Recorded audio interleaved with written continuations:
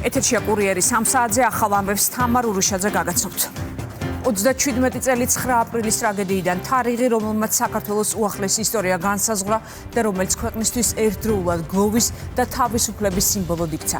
რუსთაველის გამზირზე 9 აპრილის მემორიალთან ცოტა ხნის წინ პანაშვიდი გადაიხადა საპატრიარქო ტახტის მოსაყდრე მეუფე შიო. მემორიალთან დილიდან იმყოფებოდნენ პრეზიდენტი, პრემიერი, მთავრობისა და პარლამენტის წევრები, ეროვნული მოძრაობის მონაწილეები და დაღუპულთა ახლობლები. მათ მემორიალი ყვავილებით შეამკეს და პატივი მიაგეს დაღუპულთა ხსოვნას. მარიამ კოპალეიშვილი იმყოფება 9 აპრილის მემორიალთან, ის კურიერს უერთდება, გისმენთ მარიამ.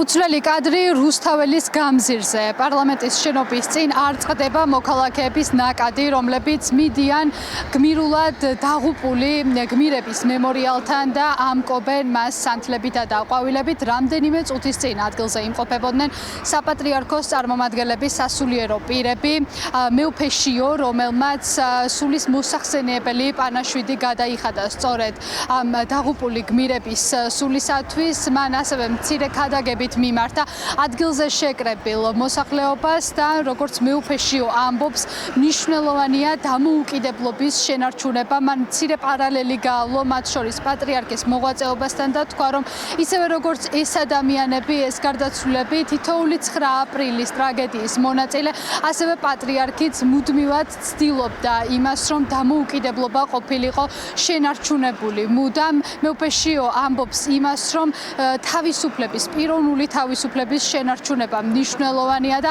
დამოუკიდებლობისთვის ბრძოლა კვლავ ქვეყნის ერთ-ერთ მთავარ გამოწვევად რჩება.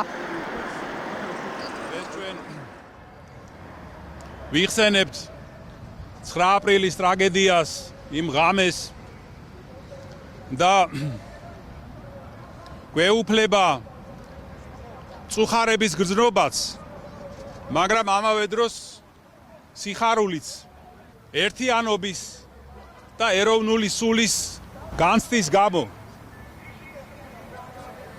რომელიც გამოვლინდა იმ საოცარ დღეებში და დღესაც დადასტურდა, რომ ჩვენს ქვეყანაში და ერში უხვად არის ეს მუხტი და სული, რაც ვნახეთ ჩვენ მისი უწმინდესობის და უნეტარესობის გარდაცვალების შემდგომ დღეებში. როგორც კათოლიკოს პატრიარქმა ილია მეორემ,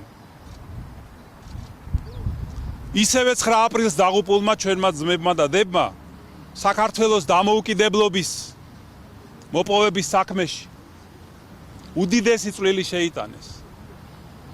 მაგრამ დამოუკიდებლობის მოპოვებას ჭირდება შენარჩუნება და განვითარება. და ამისთვის არ არის საკმარისი მხოლოდ გარეგნული პირობები იყოს, რომ გქონდეს მხოლოდ პოლიტიკური დამოუკიდებლობა.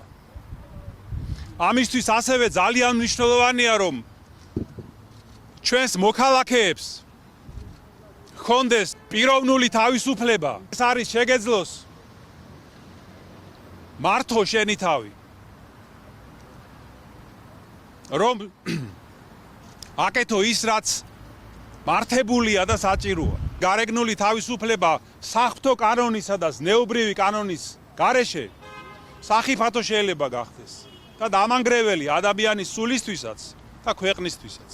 გამოვსწორდეთ, დავფიქრდეთ, თუ რა არის ჩვენს ხალხში ის ბანკიერებები, ის ცოდვები, რომლებიც ჩვენ უნდა გამოვასწოროთ, იმისთვის, რომ მოგვეცეს წყალობა ღვთისა და ვეღირსოთ ჩვენს გამთლიანებას და ქვეყნის გაძლიერებას. იმ დღეებს ვინ შევესწარით, წარუშლელი არის გასული აი ამ 37 წლის მანძილზე, წარუშლელია მაინც ეს მეხსიერება. ჩვენ გვახსოვს ეს დღეები, უდიდესი ტრაგედია ერთის მხრივ და მეორეს მხრივ გაერთიანებული ერი, ერთმანეთის მანუგეშებელი ხალხი და ჭირისუფალი ერთმანეთისა.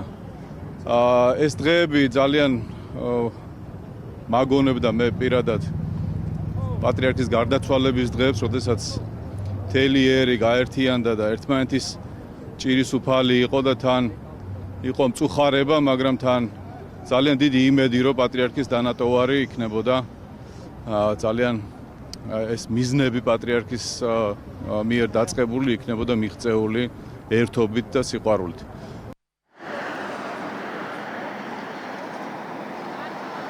ბოლო 37 წელია, რაც 9 აპრილი არის დაკავშირებული სწორედ ეროვნულ ერთიანობასთან, ტრაგიკულ თარიღთან ერთად. ეს არის დღე, როდესაც ნებისმიერი აზრის მქონე მოქალაქე იკრიბება და ბოლო 37 წელია, რაც პარლამენტის მიმდებარე ტერიტორია დაღუპულ გმირთა მემორიალი არის შეკრების ერთ-ერთი მთავარი ადგილი. დღეს აქ მოდიან ადამიანები, რომლებიც 9 აპრილის ტრაგედიას გადაურჩნენ, თუმცა იყვნენ ამ პროცესის აქტიური მონაწილეები, ადამიანები, რომლებისთვისაც 1989 წლის მოვლენებმა წარუშლელი კვალი დატოვა მათ მახსიერებაში და ეს ადამიანები ჩვენთან საუბრისას ამბობენ, რომ მნიშვნელოვანია მომავალმა თაობამ იცოდეს თუ რა ფასი გადაიხადა საქართველომ საკუთარი დამოუკიდებლობის შენარჩუნებისთვის.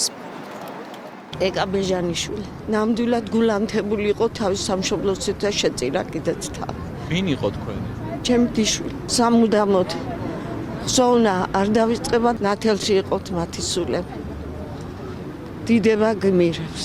ხოთ ვაფრთხილებდნენ, რომ ფრთხილად იყავით დაიშარით, გეხოწობდნენ. გთხოვდნენ ყველა. მაგრამ არ იშლებოდნენ. წინ ვიდექის სულ წინ რომ ბავშვები არაფერი დაიბარსოთ, ახალგაზრდები რომ იყვნენ. მოგვივიდნენ სტუმრები და მოგძებნეს და აგვიყვანეს. მე და ჩემი მეუღლე და გადავჭიჭვრო.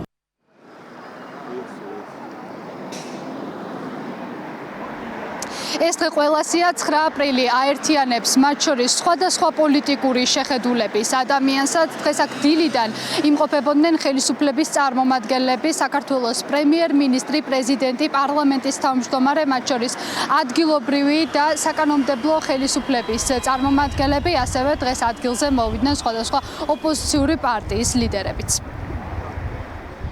9 აპრილი თითოეული ქართველისთვის მუდამ იქნება სევდანარევი სიხარულის და სიამაყის დღე, როდესაც ერთის მხრივ საბჭოთა არმიამ უსაშინლესი სისასტიკით დაშალა თავისუფლებისთვის მებრძოლი ადამიანები, რამაც გამოიწვია მსხვერპლი და უდიდესი ტკივილი, მაგრამ მეორეს მხრივ სწორედ 9 აპრილს გამოცხადდა საქართველოს დამოუკიდებლობის აღდგენა, რასაც მოყვა რეფერენდუმი და შემდგომ უკვე ოფიციალურად დამოუკიდებლობის დაბრუნება. პატივი მივაგეთ იმ გარდაცვლილ გმირებს, რომელმაც თავი შეწირა საქართველოს დამოუკიდებლობას. ეს იყო 9 აპრილი, 37 წლის წინ და ძალიან მნიშვნელოვანი თარიღია და ჩვენ ვიმედოვნეთ, რომ ესეთი თარიღები უნდა აერთიანებდეს ერს, უნდა აძლიერებდეს ჩვენ სახელმწიფოს და არ უნდა ყოფდეს პირიქით.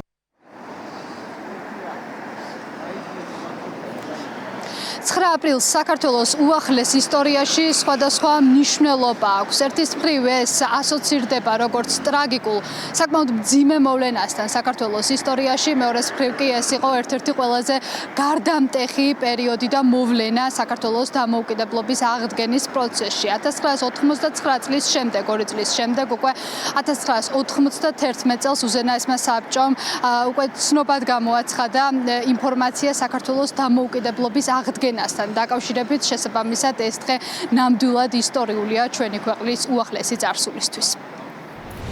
მადლობა მარიამ კოპალეიშვილი საუბრობდა რუსთაველის გამზირიდან პირდაპირ ეთერში. რუსთაველზე შეკრებილია მოქალაქეების გარკვეული ჯგუფიც, რომელიც დაღუპულთა პატივსაცემად მისულ ადამიანებს, მათ შორის 9 აპრილის მონაწილეებს აგრესიულად ხვდება და მემორიალთან მიახლოებაში ხელს უშლის. ადგილზე იყო კამათი და სიტყვიერი დაპირისპირება. 9 აპრილის მემორიალთან აქტივისტმა მარიამ მეყანწიშვილმა სიტყვიერი შეურაცხყოფა მიაყენა კულტურის მინისტრის მოადგილეს ბექა დავითულიას. ტერიტორიას განარიდეს რამდენიმე პირი, მათ შორის სამართალდამცველებმა დააკავეს მამაკაცი, რომელიც მემორიალთან ხელისუფლების წარმომადგენლების მიტანილი გვირგვინის ტერიტორიიდან გატანას ცდილობდა.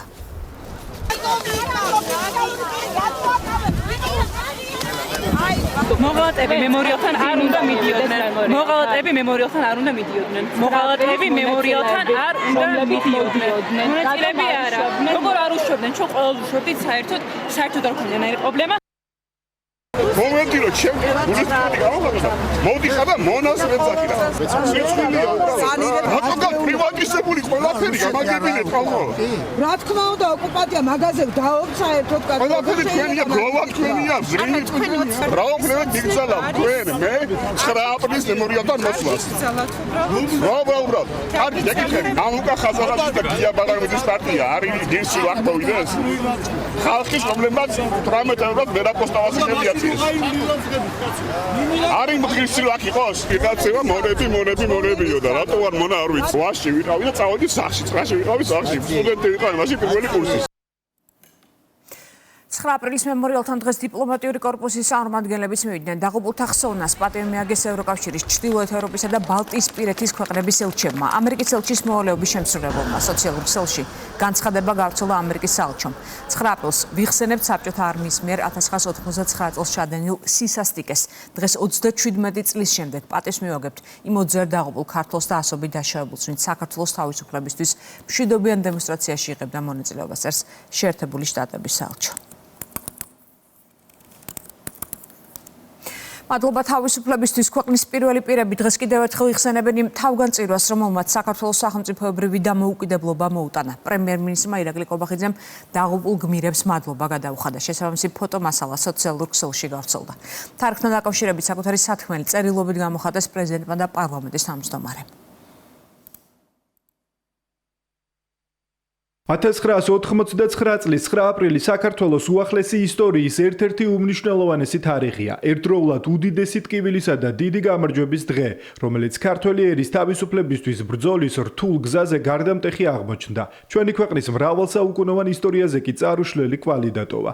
რუსთაველის გამზირზე განვითარებულმა ტრაგიკულმა მოვლენებმა და ქართველი ხალხის თავგანწირვამ მთელ მსოფლიოს უჩვენა, რომ ჩვენთვის ღირსება და თავისუფლება სიცოცხლეზე მაღლა დგას.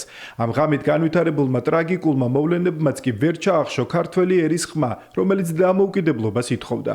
9 აპრილის ღამე იქცა ეროვნული ერთიანობისა და შეუდრეკელი ბრძოლის სიმბოლოდ, რომელმაც განაპირობა ის, რომ 2 წლის შემდეგ 1991 წლის 9 აპრილს საქართველომ აღედგინა სახელმწიფოებრივი დამოუკიდებლობა. 9 აპრილი გვახსენებს, რომ თავისუფლებისა და სახელმწიფოებრივი სუვერენიტეტის დაცვა დღესაც მტკიცე ერთობას, პასუხისგებლობის მძაფრ შეგრძნებასა და ჩვენი ქვეყნის უკეთესი მომავლისთვის მუდმივ ბრძოლას მოითხოვს. ამ გზის ღირსეულად გაგრძელება კი თითოეული ქართველის ვალია. მადლობა თავისუფლებისთვის, გაუმარჯოს დამოუკიდებელ საქართველოს, გვფარავდეს ღმერთი. ჩვენ გვაქვს 2 აპრილი 1989 წლის 9 აპრილის ღამე და 1991 წლის 9 აპრილის დღე. ეს ორი თარიღი განსხვავდება ერთმანეთისგან, მაგრამ განუყოფლადაა ერთმანეთთან გადაჯაჭვული. 9 აპრილის ხსენებისას უპირველესად ვიხსენებთ 1989 წელს, ვინც იმ წელს მოესწრო, ახსოვს რა მასშტაბის ტრაგედია დაატრიალდა, როგორ დაითრგუნა გარემო და როგორ იფეთქა საერთო ტკივილმა და ბრაზმა. თუმცა ტრაგედიას ძალიან მალე, სულ 2 წელიწადში 1991 წლის 9 აპრილს პარლამენტის დღევანდელ სასახლეში საქართველოს დამოუკიდებლობის აღდგენა მოხდა. უკვე 35 წელია რაც დამოუკიდებელი სახელმწიფოს მძიმე, ეკლიან და გამოცდებით სავსე გზას მიუყვებით. ამ გზაზე არაერთი შეცდომა დავუშვით, მძიმე საფასური გადავიხადეთ, არაერთხელ დავმარცხდით და წავიქეცით, მაგრამ ყველაფრის მიუხედავად ყოველ ჯერზე წამოვდექით. არასოდეს შევეგუეთ მარცხს. ვისწავლეთ საკუთარ შეცდომებზე, შევიგრძენით დამოუკიდებლობის სიმძიმეც და სიტყვოც, მისი ფასიც და მისი ღირსებაც. ეს არის ჩვენი 35 წლიანი მონაგარი. 10 წლეულებს გადმოწვდა იმ ტრაგიკულ ღამეს უწმინდესი პატრიარქის გაფრთხილება, რომ საშიშროება რეალურია და ეს სიტყვები დღემდე ეკოდ გვესმის. განადღეს ნაკლები საშიშროება გვემუქრება. ისინი არსად გამქრალან. საფრთხეები იცვლიან ფორმას, მაგრამ არ ქრებიან. ამავე დროს დღემდე ისმის და ქუხს სხვა სიტყვებიც, რომ აღსრულდა ნება ქართველი ერისა. დამოუკიდებლობა, თავისუფლება, სუვერენობა არ არის უბრალოდ სიტყვები. ეს არის ჩვენი იდენტობა, ჩვენი ბრძოლის შედეგი, ჩვენი აღმართული დროშა, რომელსაც ვერავინ დაგვახრევინებს. ვინაიდან არასდროს დადგება დღე, როდესაც არ ვიტყვით ხმამაღლად, მტკიცედ და შეურყევლად. გაუმარჯოს დამოუკიდებელ საქართველოს, გვფარავდეს ღმერთი. 1989 წლის 9 აპრილს გამთენიისას საბჭოთა კავშირის შეერღებული ძალების ნაწილებმა თბილისის ცენტრში პარლამენტის შენობასთან მშვიდობიანი საპროტესტო აქცია დაარბიეს. დაიღუპა 21 ადამიანი, ასობით მოქალაქე დაუდგენელი შემადგენლობის გაზით მოიწამდა. თუმცა 9 აპრილი მხოლოდ ტრაგედია არ ყოფილა. რუსთაველის გამზირი ეროვნული გარდასახვის და თავისუფლების სიმბოლოდ იქცა.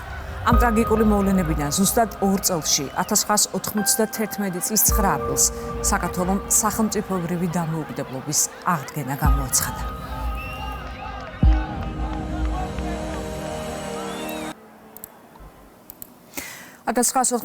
წლის 9 აპრილს დაღუპულთა ხსოვნას პატივი მიაგეს ზუგდიდში. სამეგრელო ზემოსვანეთის სახელმწიფო რწმუნებულმა ზუგდიდის მერთან და ადგილობრივი ხელისუფლების სხვა წარმომადგენლებთან ერთად 9 აპრილის მემორიალი ყვავილებით შეამკო.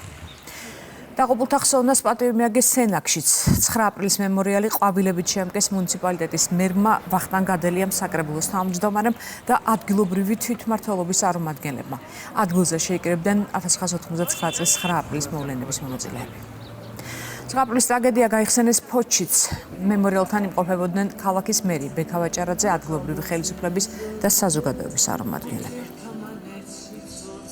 9 აპრილი არის დღე, რომელიც გვახსენებს ჩვენ ყველას ერთად კიდევ ერთხელ თავისუფლების ფასს, იმ მონაპოვარის ფასს, რომელიც ჩვენ გვინება გაიგეს ქვეყნის დამოუკიდებლობისთვის და რა თქმა უნდა იმ პასუხისმგებლობას, რომელიც ჩვენ თითოეულს გვეკისრება ამ მონაპოვარის შესანარჩუნებლად. ჩვენ დღეს 9 აპრილის მემორიალზე სხვადასხვა საზოგადოების წევრებთან, ახალგაზრდებთან ერთად კიდევ ერთხელ პატივი მივაგეთ გმირთა ხსოვნას და რა თქმა უნდა ერთმანეთს კიდევ ერთხელ ვეუბნებით ამითი, რომ საქართველოს იყოს, არის და იქნება თავისუფალი. 9 აპრილი იყო ერთიანობის, სიძლიერის, თვითყოფადობის და თავისუფლების სიმბოლო. მე მინდა პატივი მივაგო 9 აპრილს დაღუპულთა სულებს და მნიშვნელოვანია მათი ღვაწლი ქვეყნის წინაშე. ჩვენი ვალია მუდამ გვახსოვდეს ეს დღე და გაუფრთხილდეთ დანატოვარს. 9 აპრილი ისტორიული მოვლენაა ჩვენი საქართველოს მეხსიერებაში. ასე ვთქვათ, ამ დღის ტკივილი, გლოვა და გმირობა საბოლოო ჯამში გახდა ჩვენი ქვეყნის ერთიანობისთვის, სიძლიერისთვის აწინდარი და ეს დღე არის როგორც უდიდესი ტკივილის, ასევე უდიდესი გამარჯვების დღე. ამ დღემ ჩვენი სამშობლო, ჩვენი ერი გააერთიანა, გააძლიერა და რამაც საბოლოო ჯამში მიგვიყვანა დამოუკიდებლობამდე. დღეს დიდი ხუთშაბათია, განსაკუთრებული დღე ვნების შვიდეულში. ტაძრებში დილიდან ლიტურგია შესულდა. წაიკითხეს 12 გზის სახარება. მსახურება სამების საკათედრო ტაძარში საპატრიარქო ტახტის მოსაყდრე მეუფე შიო მაღავლინა. სახარების მიხედვით, სწორედ ამ დღეს იესო ქრისტე მოწაფეებთან ერთად ბოლო პასექი და ფერხდბანვის რიტუალი შეასრულა და მოწაფეები პირველად აზიარა. თამარ თათარაშვილი ჩაგვერთვება ახლა პირდაპირ ეთერში. გისმენთ თამარ. სამების ტაძარში ღვთისმსახურება დღეს პატრიარქის მოსაყდრემ აღასრულა. მეუფე შიო მწირვალოცვის დასრულების შემდეგ შეკრებილ მრევლს გადაგევითაც მიმართა, სადაც მან ყურადღება გაამახვილა დღევანდელი დღის მნიშვნელობაზე. დიდი ხუთშაბათი, რომელიც არის მნიშვნელოვანი დღე ვნების კვირეულში. მან ასევე ისაუბრა ევქარისტიის მნიშვნელობაზეც და თქვა, რომ როდესაც ადამიანი შესაბამისი ცხოვრებით ცხოვრობს, იღებს ზიარებას, ის არის თანაზიარი უფლისა. მოუწოდა შეკრებილებს ისიც, რომ ხშირად მიიღონ მონაწილეობა ზიარებაში და ევქარისტიის საიდუმლოში. ევქარისტია ნიშნავს მადლიერებას. მადლიერების მსხვერპლი დააწესა უფალმა ჩვენმა იესო ქრისტემ საიდუმლოს ერობაზე. როდესაც თავის მოწაფეებს ფეხები დაბანა და ამით გვიჩვენა სიმდაბლის მაგალითი. ევქარისტიის საიდუმლოს ასევე ეწოდება წმინდა ზიარების საიდუმლოება. იმიტომ რომ ამ დროს სრულდება ყველაზე მჭიდრო კავშირი ღმერთსა და სამყაროს შორის. უმჭიდროესი კავშირი ღმერთსა და ადამიანს შორის. იმ ადამიანს შორის, რომელიც სათანადოდ ცხოვრობს, ჩვენ ერთმანეთსაც ერთი მეორეს ვეზიარებთ. რამე თუ ერთი პურიდან ვიღებთ ზიარებას, აი როგორი საოცარი რამ ხდება, აი რატომ ეწოდება ამას საიდუმლოება. მადლობა და დიდება უფალს ამ წყალობისთვის, სიყვარულისთვის. ვეცადოთ უფრო ხშირად, უფრო აქტიურად ვიმონაწილეოთ ევქარისტიის საიდუმლოებაში, ჩვენი სულის ცხონებისთვის, ჩვენი ფერისვალებისთვის, ჩვენ საცხოვნებლად, ჩვენს გადასარჩენად, ამ ცხოვრებაშიც და მარადისობაშიც. ამინ. ჩვენთან არსებეთ. ზუსტად სამ დღეში მორწმუნეები აღდგომის ბრწყინვალე დღესასწაულს იზეიმებენ. დღევანდელი დღე დიდი ხუთშაბათი კი განსაკუთრებულია, რადგან სწორედ ამ დღეს მაცხოვარმა იესო ქრისტემ დაამკვიდრა ზიარების საიდუმლო, როდესაც მან თავის მოწაფეებს ბოლო პასექის დროს საიდუმლოსერობაზე აზიარა. ასევე ქრისტიანული რელიგია მორწმუნეებს ასწავლის თავმდაბლობას, ნიშნად სიყვარულისა და ნიშნად თავმდაბლობისა მაცხოვარი იყო ის, ვინც პირველად თავის მოწაფეებს საკუთარი ხელებით დაბანა ფეხები. მადლობა თამარ თათარაშვილი საუბრობდა პირდაპირ ეთერში. საქართველოში გერმანიის ელჩი არ პასუხობს შეკითხვას, რატომ არ აახელებს გერმანიის საგარეო საქმეთა სამინისტრო მონაცემებს ოფიციალურ ვებგვერდზე, სადაც საქართველოს პრეზიდენტად სალომე ზურაბიშვილი, საგარეო საქმეთა მინისტრად კი ილია დარჩიაშვილი წერია. პეტერ ფიშერი დღეს 9 აპრილის მემორიალთან იმყოფებოდა. გერმანიის ელჩი არულზე მოქალაქეთა მხოლოდ იმ ჯგუფს მიესალმა, რომლებიც 9 აპრილის მონაწილეებს მემორიალთან მისვლის საშუალებას არ აძლევდნენ. პეტერ ფიშერმა თქვა, რომ პოლიტიკაზე საუბარი არ სურს. საქართველოს საგარეო საქმეთა სამინისტრომ გერმანიის საგარეო წყობაში ნოტა გააგზავნა, თუმცა ოფიციალურ ბერლინს რეაგირება არ ჰქონია. საქართველოს შესახებ მონაცემები ვებგვერდზე კვლავ უცვლელია, მაშინ, როდესაც განახლება მარტში შეეხო რუსეთს და სირიას. ანუკა ბუავა მუშაობს ამ თემაზე, ეს ახლა პირდაპირ ეთერში. ანუკა, გისმენთ. სწორედ 9 აპრილის მემორიალთან ჰქონდა საშუალება დაგვესვა შეკითხვები გერმანიის ელჩისთვის, რომელიც დღეს დილით მივიდა ადგილზე, მიესალმა სწორედ იმ ადამიანთა ჯგუფს, ვინც არ აძლევდა 9 აპრილის მონაწილეებს მისვლის საშუალებას ადგილზე, თუმცა პეტერ ფიშერმა არაერთი კითხვის პასუხად ფაქტობრივად არაფერი გითხრა. ჩვენ მან თქვა, რომ არ სურს შიდა საქმეებზე საუბარი, თუმცა დავუსვით მაინც ის შეკითხვები, რაც არის საკმაოდ აქტუალური და მათ შორის გვაინტერესებს პასუხები მათ შორის ჩვენი მხრიდან იყო გაგზავნილი წერილი ამ ანალოგიური შინაარსის კითხვებით გერმანიის ელჩთან, თუ რატომ არ განაახლა გერმანიის საგარეო საქმეთა სამინისტრომ ოფიციალურ საიტზე ინფორმაცია საქართველოს პრეზიდენტისა და საგარეო საქმეთა მინისტრის შესახებ და მათ შორის რატომ არ რეაგირებს გერმანული მხარე საქართველოს მხრიდან გაგზავნილ ვერბალურ ნოტაზე, რომელიც ორჯერ გაიგზავნა ბერლინში, მათ შორის პირველი იყო გასული წლის ივლისში, მეორე კი მიმდინარე წლის მარტის თვეში. თუმცა უნდა ითქვას, რომ რეაგირება ამ ფაქტებს ამ ნოტას არც ერთ შემთხვევაში არ მოჰყოლია. პეტერ ფიშერი კი არ პასუხობს ჩვენ შეკითხვებს, ის ამბობს, რომ მას არ აქვს დრო და უნდა დატოვოს ადგილი. ყოველ შემთხვევაში ასეთი განცხადება გააკეთა მან 9 აპრილის მემორიალთან, რომელიც იყო დღეს მისული პარლამენტის წინ. თუმცა ასევე საელჩოც არ პასუხობს ჩვენ მიერ გაგზავნილ წერილს, რომელშიც, როგორც გითხარით, ანალოგიური კითხვები იყო დასმული და ასევე უნდა ითქვას ის, რომ პირველი წერილი ჩვენ საელჩოს მისამართზე გავაგზავნეთ გუშინ, ჩვენ არ მიგვიღია ამ დრომდე პასუხი და მეორე წერილი უკვე დღეს გაიგზავნა რუსთავიორის მხრიდან ანალოგიური შინაარსის შეკითხვებით, თუ რატომ არ ცვლის მონაცემებს საქართველოსთან დაკავშირებით გერმანიის საგარეო საქმეთა სამინისტრო, მაშინ, როდესაც მაგალითად რუსეთისა და სირიის შემთხვევაში ეს ინფორმაცია განახლდა მიმდინარე წლის მარტის თვეში. რატომ არ ანახლებს საგარეო საქმეთა სამინისტრო საქართველოს პრეზიდენტისა და საგარეო საქმეთა მინისტრის შესახებ საიტზე განთავსებულ ინფორმაციას? I'm here for freedom and independence. მადლობა, მე აქ ვარ თავისუფლებისა და დამოუკიდებლობისთვის. ნება მომეცით წავიდე. No, maybe you can let me go to my office. რატომ არ გქონდათ რეაგირება საგარეო საქმეთა სამინისტროს დიპლომატიურ ნოტაზე? Thank you very much. Have a nice day. დიდი მადლობა, ბედნიერ დღეს გისურვებთ. შეგიძლიათ გამიშვათ, საქმე მაქვს. Could you please let me go? I have business to do. თავდის ფაქტი, რომ პეტერ ფიშერი არ პასუხობს დასმულ შეკითხვებს საკმაოდ მნიშვნელოვან საკითხთან დაკავშირებით, რომელსაც ბოლო პერიოდში აქტიურად ისმის ეს შეკითხვები, თუ რატომ არ იცვლება ოფიციალური ინფორმაცია, ოფიციალურ საიტზე განთავსებული ინფორმაცია საქართველოს ხელისუფლების წარმომადგენლებთან დაკავშირებით, ეს უცხო და მოულოდნელი არ არის ქართული ოცნებისთვის, სადაც დარწმუნებული არიან, რომ გერმანელ დიპლომატს არ აქვს შესაბამისი პასუხები კითხვებზე და სწორედ ამიტომ აარიდა თავი მან დღეს ჟურნალისტების მიერ დასმულ შეკითხვებს. მეორეც მხრივ მართლ პარტიაშია ამბობენ იმას, რომ პეტერ ფიშერი არის დიპლომატი, რომელიც მუდმივად არღვევს ვენის კონვენციას და რომელიც მუდმივად ახალისებს ძალადობრივ ქმედებებს თუ რადიკალურ პროცესებს ქვეყანაში, მათ შორის დღეს სახელმწიფო გუნდში გაიხსენეს კონკრეტული ფაქტები პეტერ ფიშერთან მიმართებით, თუ ვის ხდება და რა კონკრეტულ პროცესებს უჭერს ის მხარს საქართველოში. მართლ პარტიაში ამბობენ, რომ სწორედ ამ პოლიტიკის გაგრძელება არის ის, რასაც ამჟამად ახორციელებს გერმანიის საგარეო საქმეთა სამინისტრო, როდესაც ის არაერთი მიმართვის მიუხედავად არ ცვლის ინფორმაციას საქართველოს პრეზიდენტთან და საგარეო საქმეთა მინისტრთან დაკავშირებით. მართლ პარტიაში ამბობენ, რომ ეს არის მტრული დამოკიდებულება, ანალოგიური შინაარსის განცხადებები კეთდება საპარლამენტო პოლიტიკურ ჯგუფებში, სადაც ამბობენ, რომ ეს არის უპასუხისმგებლო ქმედებები, რომელიც მიზანმიმართულად არის განხორციელებული საქართველოს წინააღმდეგ.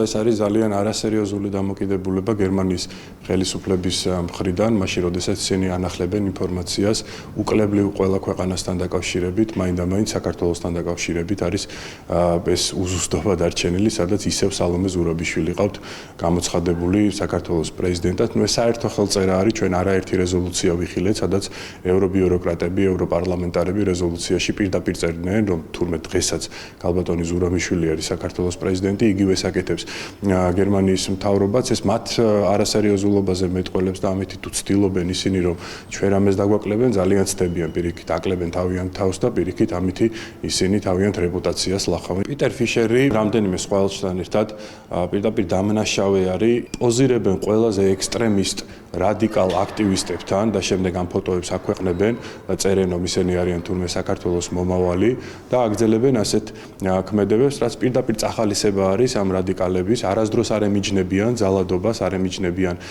ძალადობრივ აქციებს და პირიქით ყოველთვის ახალისებენ და შესაბამისად, რა თქმა უნდა, ეს მათი დანაშაულია, რომ ესეთი ჯგუფები საქართველოს სამწუხაროდ დღეს ჩამოყალიბებულია. რთულია პიტერ ფიშერს უწოდოთ ელჩი, იმიტომ რომ ის ელჩობის ყოველგვარ კომპეტენციას ცდება და იქცევა როგორც ერთ-ერთი ჩვეულებრივი რადიკალი, რომელიც საქართველოში ცხოვრობს პარალელურ რეალობაში.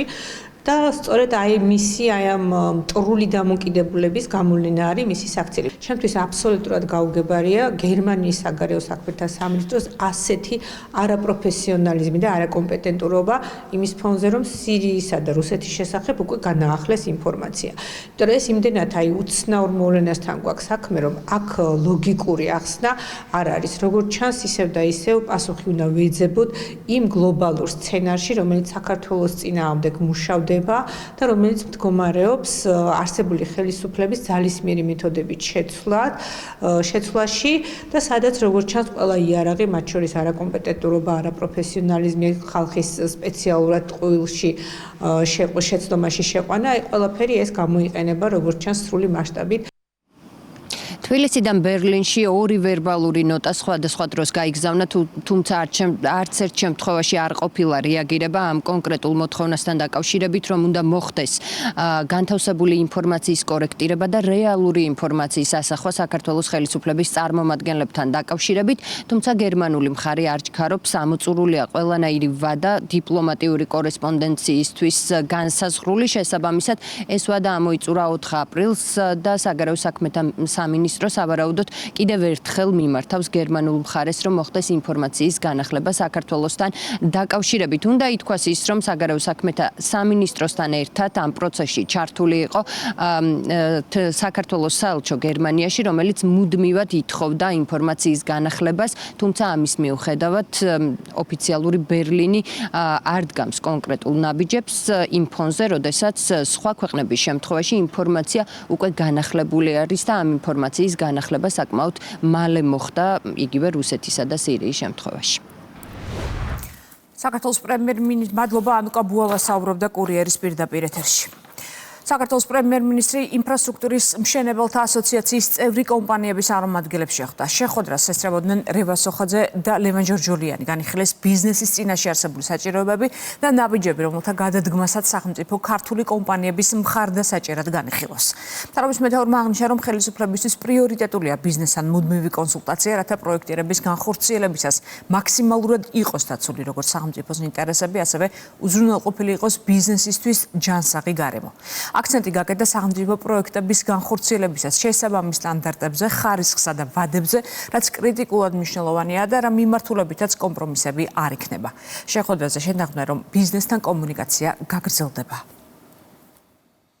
რამოდენიმე საკითხი, რომელიც მშენებლების მხრიდან იყო გასულ შეხვედრებზე დასმული, დღეს დადებითად გადაწყდა და მთავრობა მიიღო შესაბამისი გადაწყვეტილება, რაც ვფიქრობ, რომ კიდევ ერთხელ შეუწყობს ხელს ამ ბიზნესის განვითარებას და ამ სექტორის განვითარებას. იცით, რომ ინფრასტრუქტურის სამინისტროს აქვს ძალიან ამბიციური გეგმები, ძალიან მნიშვნელოვანი პროექტები განსახორციელებელი, ამიტომ მნიშვნელოვანი არის, რომ ქართული კომპანიები მზად იყვნენ ამ პროექტების განსახორციელებლად თან იმ მოთხოვნების შესაბამისად, რაც ჩვენ გაგვაჩნია. Გაისახა საომავლო გეგმები დარგის გაჯანსაღების, ზოგადად სისტემის გაჯანსაღების მიმართულებით და ვფიქრობთ, რომ საომავლო ნაბიჯებსაც გადავდგავთ მათთან კოორდინაციაში, ბიზნესთან კოორდინაციაში. ჩვენი მიზანი არის, რომ მაქსიმალურად მივიღოთ ხარისხიანი პროდუქტი საბოლოო ჯამში და ამაში გადავიხადოთ საბაზრო ფასი, არც მეტი, არც ნაკლები. განვიხილეთ სექტორში ინფრასტრუქტურულ პროექტებთან დაკავშირებული როგორც მიზნები, ამოცანები და გამოწვევები, მათ შორის ის რეფორმები, რომელიც მნიშვნელოვანი არის სექტორის განვითარებისთვის და ამ შემთხვევაში უკეთესი ხარისხობრივი ინფრასტრუქტურის მიღების კუთხით ქართული კომპანიების განვითარება მნიშვნელოვანი პრიორიტეტი არის ქვეყნისთვის, ამიტომ ეს სექტორი განსაკუთრებულ როლს თამაშობს ეკონომიკური ღირებულების შექმნაში. მსოფლიო ბანკის პროგნოზით 2026 წელს საქართველოს ეკონომიკა 5%-ით გაიზრდება. ეკონომიკური მიმოხილვის მიხედვით ეკონომიკური ზრდა ევროპის და ცენტრალური აზიის განვითარებად ქვეყნებში წელს სავარაუდოდ არსებითად შენელდება ახლო აღმოსავლეთში მიმდინარე კონფლიქტის ზემოქმედების, გეოპოლიტიკური დაძაბულობისა და ვაჭრობის ფრაგმენტაციის გამო. მსოფლიო ბანკის პროგნოზით 2026 წელს საქართველოს ეკონომიკა 5%-ით გაიზრდება, მოლდოვის 1,9%-ით, უკრაინის კი 1,2%-ით. 2026 წელს მსოფლიო ბანკი 5%-იანი ეკონომიკური ზრდას ელის საქართველოში, ხოლო 2027 წელს ეკონომიკური ზრდა 5.5%-ს მიაღწევს. უნდა აღინიშნოს, რომ საშუალო ეკონომიკური ზრდის მაჩვენებლით საქართველოს ეკონომიკური ზრდა ევროკავშირის კანდიდატი ქვეყნების ეკონომიკური ზრდის მაჩვენებელს თითქმის ორჯერ აღემატება. აქვე აღსანიშნავია, რომ მიუხედავად იმისა, რომ მსოფლიო ბანკმა არაერთ ქვეყანას შეუმცირა ეკონომიკური ზრდის მაჩვენებელი, საქართველოს ეკონომიკა რჩება ერთ-ერთ ყველაზე მაღალი ეკონომიკური ზრდის მაჩვენებლის მქონე ქვეყანად. აღსანიშნავია ის სტრუქტურული ცვლილებები, რომელიც ეკონომიკის სამინისტროს ფარგლებს ქვეშ განხორციელდა და რაც გულისხმობს ეკონომიკური განვითარების კორპორაციის შექმნას, რომელიც უზრუნველყოფს არამხოლოდ მცირე და საშუალო მეწარმეების, არამედ ზოგადად ეკონომიკის მხარდაჭერას სხვადასხვა საბაზრო ინსტრუმენტებით, რაც ასევე დააჩქარებს ეკონომიკას. კეთილსაიმედო პროგნოზი საქართველოს მიმართებით 2026-27 წლის საშუალო მაჩვენებელი ეკონომიკური ზრდის არის გაუმჯობესებული საქართველოს მიმართებით. ეს ძალიან კარგია, არა მხოლოდ მსოფლიო ბანკი, არამედ სხვა საერთაშორისო ინსტიტუტებიც ცდიან საქართველოს პროგნოზს. მნიშვნელოვანია ისიც, რომ სხვა კანდიდატ ქვეყნებთან შედარებით, ევროკავშირის კანდიდატ ქვეყნებთან შედარებით საქართველოს თითქმის ორჯერ მაღალი ეკონომიკური ზრდა აქვს. ძლიერი ეკონომიკური პოლიტიკა, ჩანსახი ეკონომიკური პოლიტიკა, მშვიდობაზე დაფუძნებული პოლიტიკა განაპირობებს იმას, რომ საქართველოს ექნება ძლიერი ეკონომიკური ზრდა წელსაც და მომავალ წელსაც. ირანი აცხადებს, რომ ჰორმუზის სრუტეში ყოველდღიურად 10 ტანკერს გაატარებს. მსოფლიოს უმსხვილეს ენერგეტიკულ დერეფანში ახლა რიგს 400 გემი ელოდება. გავრცელებული ვერსიით ეკონომიკურ ზონაში გასვლის უფლების მისაღებად კომპანიებმა ყოველ ბარელ ნავთობზე ირანს $1 უნდა გადაუხადა. ისრაელის თავდაცვის ძალებმა ჰეზბოლაზე ყველაზე მასშტაბური საჰაერო იერიში მიიტანეს. სახალმა გაანადგურა რადიკალური დაჯგუფების 100-ზე მეტი ობიექტი. ჰეზბოლამ ისრაელის მიმართულებით რაკეტები გაუშვა. პარალელურად ირანმა იერიში მიიტანა სპარსეთის ყურის ქვეყნებზე. დონალდ ტრამპი სოციალურ ქსელში წერს, რომ ამერიკელი სამხედროები რეგიონში პოზიციებზე რჩებიან. ცეცხლის შეწყვეტის პირობა ირანის ბირთვული პროგრამის შეჩერება და ჰორმუზის სრუტეში თავისუფალი ნავიგაციის აღდგენაა. პირობების დარღვევის შემთხვევაში კი სამხედროები მოქმედებები განახლდება. ირანის პარლამენტის სპიკერი შტატებს ზავის პირობების დარღვევაში ადანაშაულებს.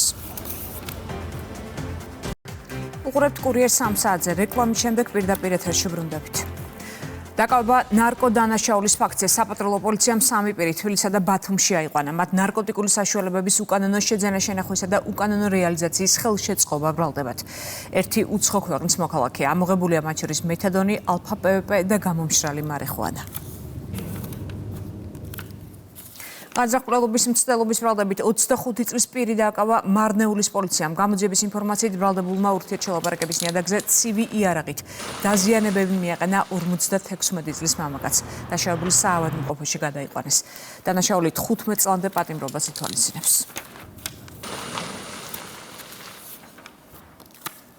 საქართველოს კულტურის სამინისტროს მხარდაჭერით ათენში საბერძნეთის ეროვნულ ოპერაში თბილისის სიმფონიური ორკესტრისა და საქართველოს სახელმწიფო საგუნდო კაპელის კონცერტი გაიმართა. ვახტანგ კახიძის დირიჟორობით შესრულდა მისივე ნაწარმოები რეკვიემი. საღამო სრულიად საქართველოს კათოლიკოს პატრიარქის ილია მეორის ხსოვნას მიეძღვნა. ეს იყო სავსე დარბაზი, სავსე ემოციები, საოცარი მუსიკა, საოცარი შესრულება, რომელშიც იგრძნობა ის უდიდესი ტრადიცია, რაც ქართულ ხელოვნებაში დევს მრავალხმიანობა, ფერთა სიმრავლე, ნიჭიერება, რა ვიცი, ყველაფერი. ეს იყო ნამდვილად ხელოვნების ზეიმი. კულტურა არის ერთ-ერთი ის განუმეორებელი, რაც ჩვენ გვაქვს, რასაც ნებისმიერ ქვეყანას შეგვიძლია შევეჯიბროთ არა მარტო ქვეყანას, ერს. გენიალური ფოლკლორი ჩვენ რაც გვაქვს, კიდაც სიმღერა იყოს, კიდაც ცეკვა, ამას ყველა აღიქვამ, როგორც ჩვენ ისტორიას და წარსულს. ესეთი საშუალება, რომ 150 კაცი ჩამოხვიდე ევროპულ ქვეყანაში და ესეთი კონცერტი გამართო, სახელმწიფოს მხარდაჭერის გარეშე ვერ მოხდება. დიდი მადლობა საქართველოს ამ მართლაც შესანიშნავი საღამოსთვის. ვფიქრობ, ეს იყო ერთ-ერთი ყველაზე ლამაზი რეკვიემი, რომელიც მომისმენია. მგონია, რომ ასეთი სახის გაცვლები თქვენი ქვეყნის ასეთი შესანიშნავი წარმოდგენები აქ საბერძნეთში ძალიან მნიშვნელოვანია. დღის სხვა სიახლეებს გაიცანთ ჩვენ ვებგვერდზე rustavi2.g ან დასკანერეთ QR კოდი და შემოგვიერთდით Facebook-ზე. კურიერი გემშვიდობებად 6-მდე.